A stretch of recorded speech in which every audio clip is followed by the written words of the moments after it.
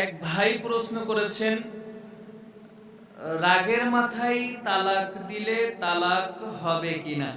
জিও প্রিয় ভাই, আসলেই মানুষ তালাকটা কিন্তু রাগের মাথায় দেয়, কেউ কিন্তু হাসতে হাসতে তালাক দেয় না। এই জন্য আপনাকে বুঝতে হবে যে রাগের মাথায় তালাক দিলে অবশ্যই তালাক হবে। কারণ এই যে তালাকের বিষয়টা, এটা সম্পূর্ণ স্বামী স্ত্রীর মধ্যে ঝগড়াঝাটি, রাগদেশ হওয়ার কারণেই কিন্তু একজন আরেকজনকে ছেড়ে চলে যায়।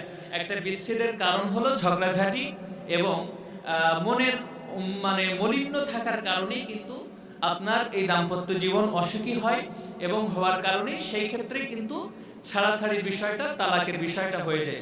প্রিয় ভাইকে বলবো, অবশ্যই রাগের মাথায় তালাক দিলে তালাক হয়, তবে এক্ষেত্রে একটা জিনিসে তালাক হবে না, সেটা আপনাকে বুঝতে হবে।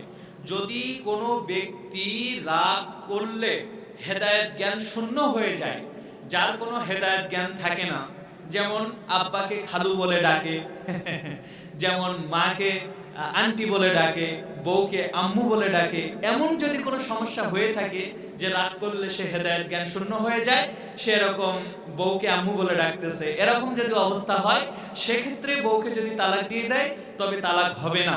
তবে রাগ হওয়ার পরেও যদি তার জ্ঞান ঠিকঠাক থাকে, সেক্ষেত্রে যদি সে তালাক দিয়ে দেয়, অবশ্যই তালাক হবে। প্রিয় ভাই, আপনার প্রশ্ন